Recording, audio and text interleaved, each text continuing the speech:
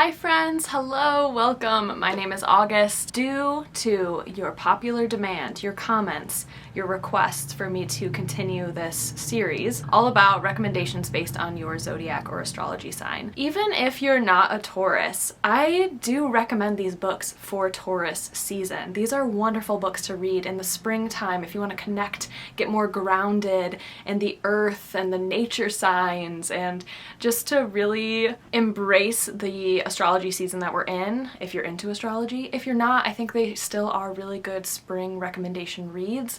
I feel like these are books that are some of my favorites, and they're really grounding, they're really enjoyable, they're really luscious, and I hope that you enjoy them. The Aries one was my last video. I will link that down below if you're interested. I am just really looking forward to this one. Not gonna lie, I think I really did a good job with picking these books, and I'm really excited to share them with you. So similar to the Aries video, I decided to separate each book into its own like superlative category. So moving forward, each zodiac sign will have 4 book recommendations. The first one is going to be a contemporary, the second is a memoir or a nonfiction book, the third is going to be like a thriller or a mystery, and then the fourth is going to be a classic. Hopefully by doing this, I'm just really hoping that someone will come away with having a book that they're at least semi-interested in. So to kick things off though, I do have a short list of Taurus authors. These are famous authors who were born during the Taurus season, which starts April 20th and ends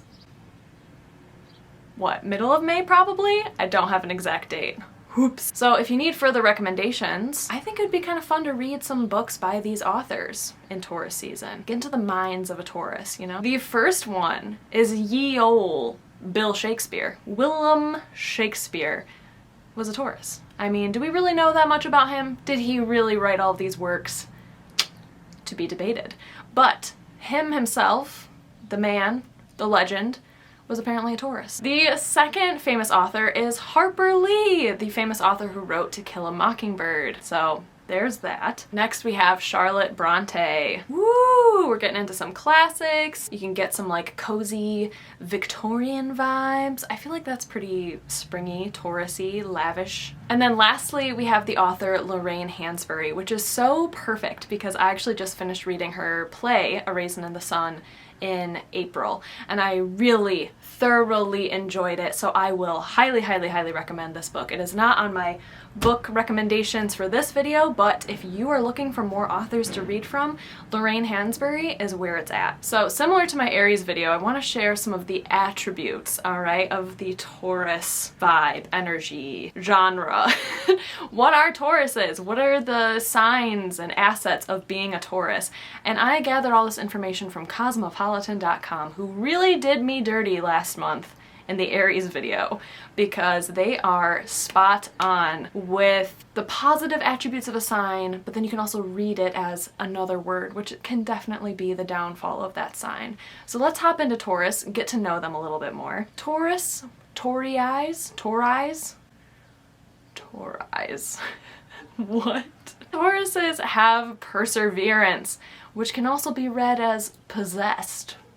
Ooh. And Taurus' sign is as a bull, so I think keeping that imagery in mind is pretty helpful when talking about these attributes as well. Tauruses are also known to be aesthetic, liking aesthetics, which can also just be read as fussy. They're also patient, which can be read as immovable. They're also sensuous, which can be read as just greedy. And they are chilled, my dude. They are chilled signs, which can then be read as zoned out. I think this list really nicely encapsulates what a Taurus is. So if you're a Taurus, or you know somebody who's a Taurus, let us know down below if you kind of agree with these. So let's go ahead and start with the books. The books! Somebody is just now weed whacking. If you hear it, I apologize. The first book that we are starting off with is my contemporary pick. This is a book that I feel like is very accessible for a lot of readers. I think that if you are interested in a lot of different genres, this might like tickle your fancy, and that is French Milk by Lucy Knisley. This is like a mixed media graphic novel all created by Lucy Knisley, who is an art student, as she traveled to Paris with her mother. I love this cover so much. I feel like this book just really evokes Taurus-ness. This is the inside. It is very easy to read. A lot of it is just beautifully detailing and chronicling her trip with her mother in Paris. They stay for a pretty long time. It talks about all of the food they encounter at restaurants, going into bakeries, the rainy weather, the characters they meet. I mean, oh, it is just beautiful. It's poetic. It's really languid, which I think really fits that like chilled out kind of vibe, that mood of being a Taurus, and just experiencing really lavish aesthetic scenes. I mean, I think this fits really, really well. Throughout here as well, we have these gorgeous photographs that Lucy took as well on her trip. This is just a wonderful book to sit with at a cafe, enjoy a coffee, take to the park, and it's not a book that you have to pay super close attention to. It's a book that you can just lose yourself in occasionally, just feel transported, feel like you're living this luxurious, chilled European lifestyle. So that is French Milk, the first book that I'm choosing for Taurus. The next category we have is memoir / nonfiction, and for this I did choose a memoir, one of my favorite memoirs of all time. I have so many favorite memoirs of all time, but this was one of the only books I feel like I have bought full price in my lifetime. Like, I saw it at my local indie bookstore and I paid the full price for it as a new release, and that is Hold Still by Sally Mann. Oh my gosh, look at this beautiful cover.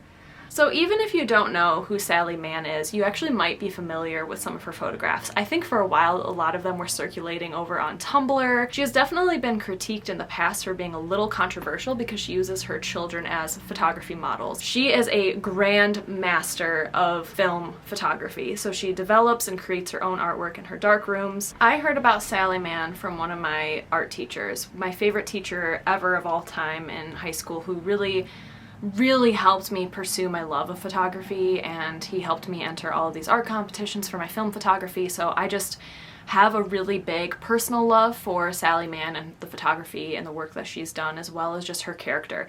And she is a Taurus. I had to look this up, but I was like, no way. That is so perfect. Her birthday is May 1st.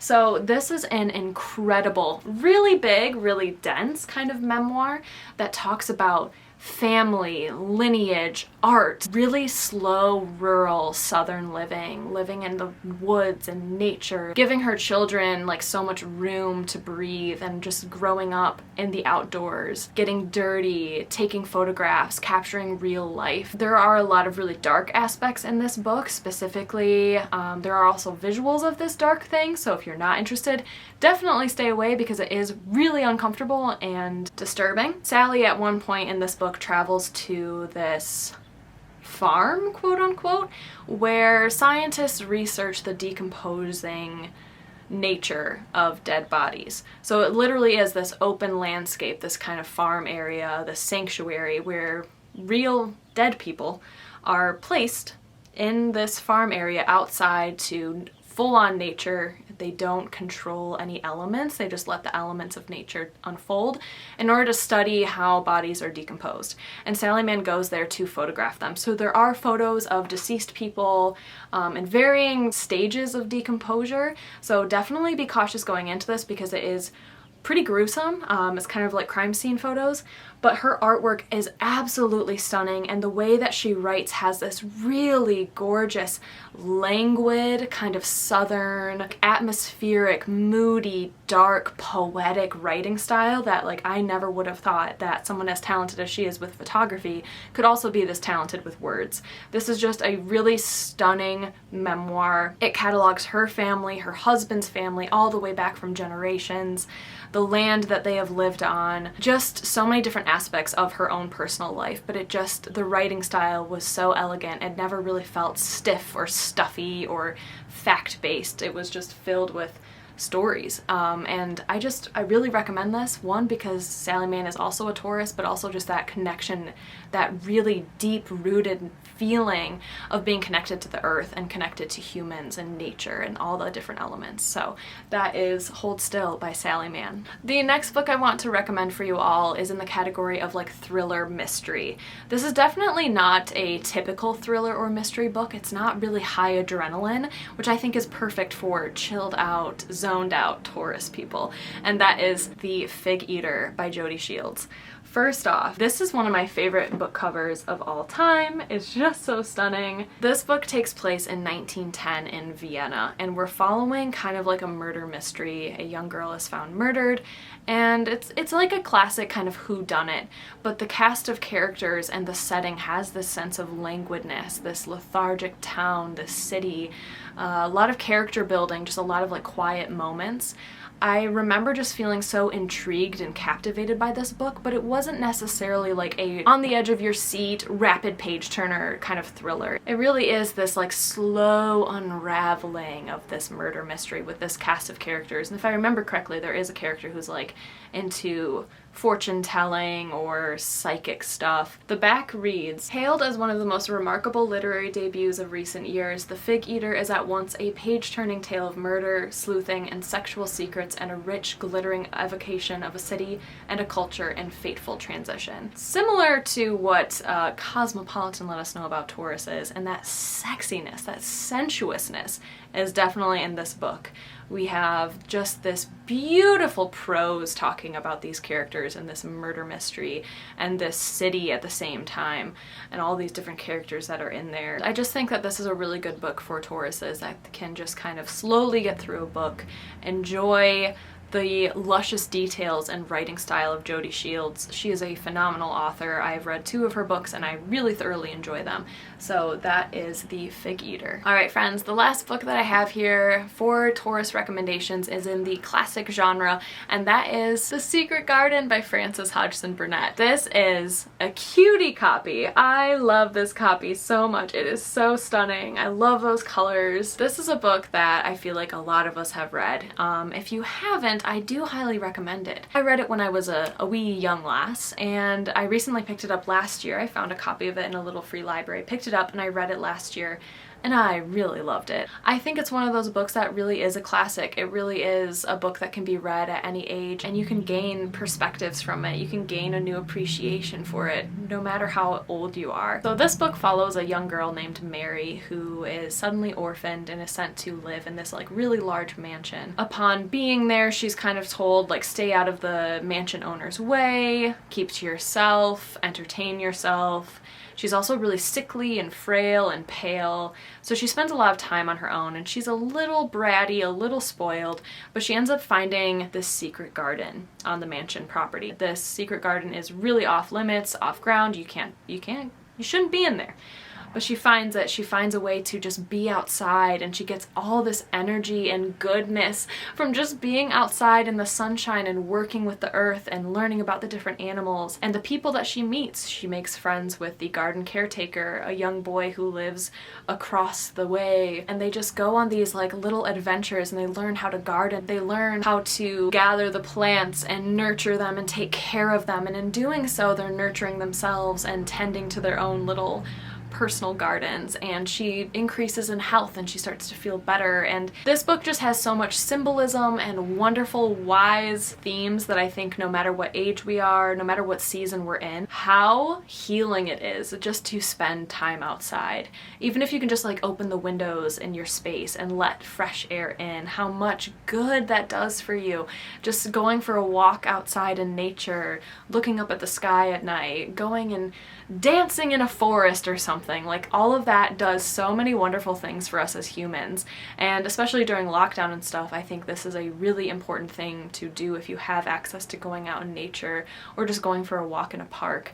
This is a book that I feel like emits so much Taurus energy of being an earth sign, being really grounded in nature and finding the extremely positive benefits of being outside, but it also just has this like whimsical, childlike energy, and it's just really inspiring and just feels really good to read. This book just feels like a little bit of like a fresh air moment, and I do really recommend it for everybody, but definitely for those who are currently in Taurus season or those who are Tauruses. I think this is a really good classic to read, and I think it's also a very accessible classic. If you're nervous about going into classic literature, this is a really wonderful way to do it, or just reading classic children's literature in general, I think is a really accessible way to get into that genre a little bit more. So that is The Secret Garden. So there we have it, my beautiful friends, these are the 4 books that I'm recommending for you Taurus babes out there. I am so excited. I would love to hear your thoughts on these books if you've read any of them, if any of them sound intriguing to you, if you're a Taurus and you think you might be interested in picking some of these up. If you just think they sound good and have added them onto your want to read list, I would love to know. I would love to hear. This just like makes my heart so incredibly happy. Thank you all so much for being here. I appreciate you so much. I hope wherever you are, you're doing really, really well. I hope you all enjoy the rest of your Taurus season, and I will see you all very soon. Stay cozy, my friends. Bye!